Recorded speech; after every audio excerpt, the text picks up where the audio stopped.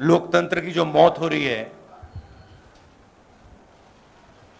उसके बारे में क्या लगता है आपको? क्या महसूस हो रहा है कि जो इस देश ने 70 साल में बनाया उसको 8 साल में खत्म कर दिया गया है? आज हिंदुस्तान में लोकतंत्र नहीं है। आज हिंदुस्तान में 4 लोगों की डिक्टेटरशिप है। हम महंगाई के मुद्दे उठाना चाहते हैं, बेरोजगारी का मुद्दा उठाना चाहते हैं, जो समाज को बांटा जा रहा है उसके बारे में हम चर्चा करना चाहते हैं, यहाँ करना चाहते हैं, पार्लियामेंट हाउस में करना चाहते हैं। हमें ना बोलने दिया जाता है, पार्लियामेंट हाउस में हमें डिबेट नहीं करी जाती, अलाउ करी जाती है, हमें अरेस्ट किया जाता है। ये आज हिंदुस्तान की हालत है। जितना मैं सच्चाई बोलूंगा उतना मेरे ऊपर आक्रमण होगा। मेरी प्रॉब्लम यह है कि मैं सच्चाई बोलता हूं, मैं डरता नहीं हूं। तो मैं अपना काम करूंगा, लोकतंत्र के लिए खड़े होने का काम करूंगा, महंगाई का मुद्दा उठाने का काम करूंगा, बेरोजगारी का मुद्दा उठाने का काम करूंगा, और मेरे ऊपर और आक्रमण होंगे। यह सच्चाई है। और जो धमकाता है वो डरता है। ये बात आप समझ लीजिए। जो डरता है वो धमकाता है। किससे डरते हैं? जो आज हिंदुस्तान की हालत है उससे डरते हैं। जो उन्होंने वायदे किए थे, जो उन्होंने पूरे नहीं किए, उससे डरते हैं। महंगाई से डरते हैं, बेरोजगारी से डरते हैं, जनता की जो शक्ति है उससे डरते हैं। क्यों डरते हैं? क्योंकि झूठ बोलते हैं। 24 घंटा ये लोग झूठ बोलते हैं। बेरोजगारी नहीं है, प्राइस राइज नहीं है, चाइना नहीं आया।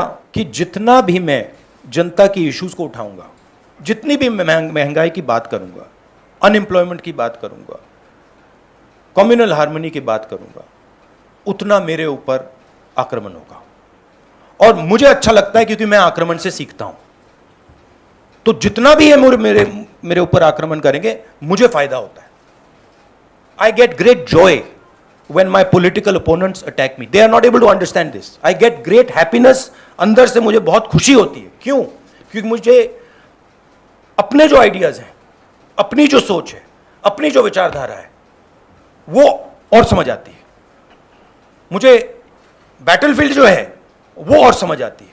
लड़ाई क्यों हो रही है मुझे वो समझ आता है, और उससे मुझे बहुत बहुत खुशी होती है। आप एक काम कीजिए, अगर आपको मौका मिले, जो ईडी ऑफिसर्स ने मुझे इंटेरोगेट किया उनसे आप जाके बात कीजिए।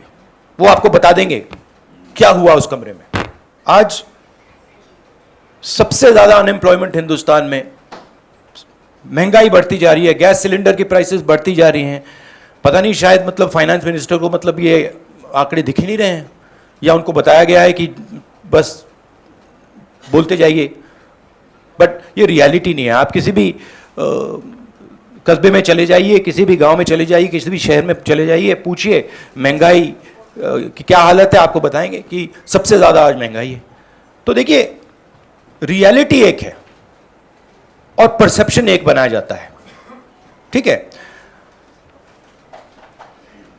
कहते हैं स्टार्टअप इंडिया, ठीक है, पूरा ट्रांसफॉर्मेशन कर दिया। आप मुझे दिखाओ स्टार्टअप इंडिया है कहां? स्टार्टअप इंडिया लोगों को फायर कर रहा है, निकाल रही है स्टार्टअप्स, लोगों को सड़क पे फेंक रही हैं। कोविड में हिंदुस्तान में कोई नहीं मरा। हेल्थ मिनिस्टर आपको कहेंगे कि हिंदुस्तान का परफॉर्मेंस दुनिया के सब देशों से बेहतर था।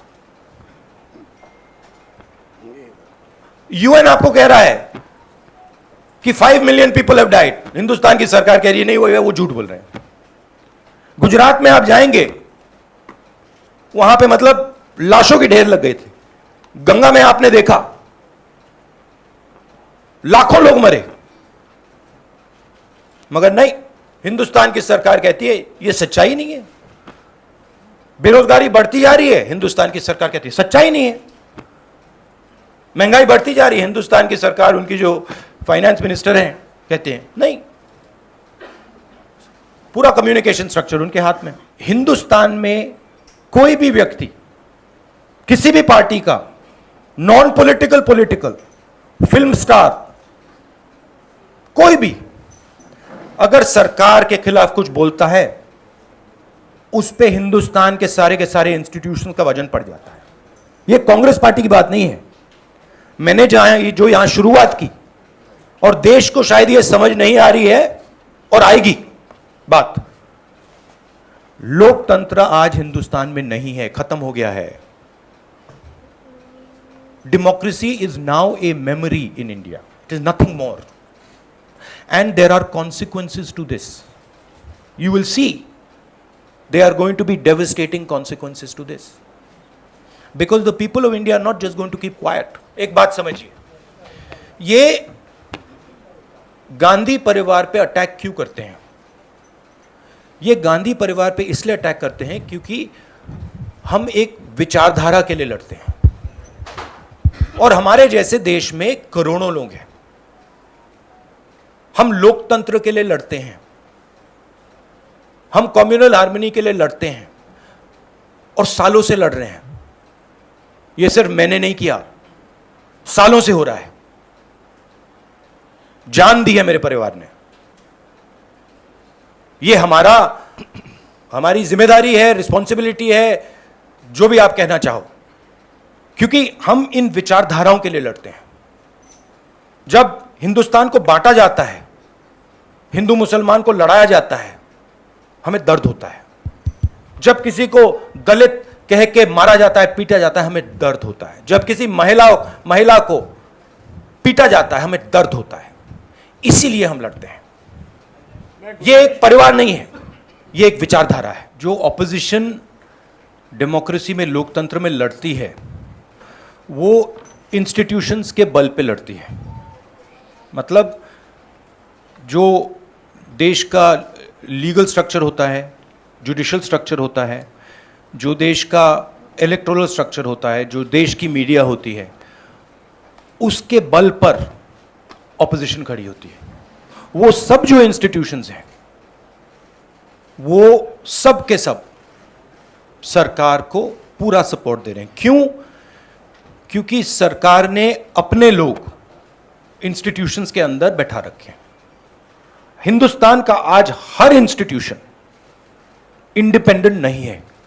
हिंदुस्तान का हर इंस्टीट्यूशन आज आरएसएस के कंट्रोल में है। आरएसएस का एक व्यक्ति हर इंस्टीट्यूशन में बैठा है। तो हम एक राजनीतिक पार्टी से नहीं लड़ रहे हैं, हम हिंदुस्तान के पूरे इंफ्रास्ट्रक्चर के खिलाफ लड़ रहे हैं। जब हमारी सरकार होती थी, इंफ्रास्ट्रक्चर न्यूट्रल रहता था, हम इंफ्रास्ट्रक्चर को कंट्रोल नहीं करते थे।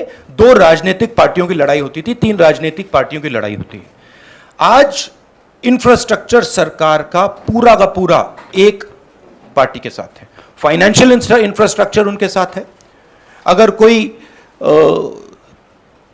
दूसरी पॉलिटिकल पार्टी को सपोर्ट करना चाहे, उस पर ईडी लगा दी जाती है, सीबीआई लगा दी जाती है, धमकाया जाता है, डराया जाता है।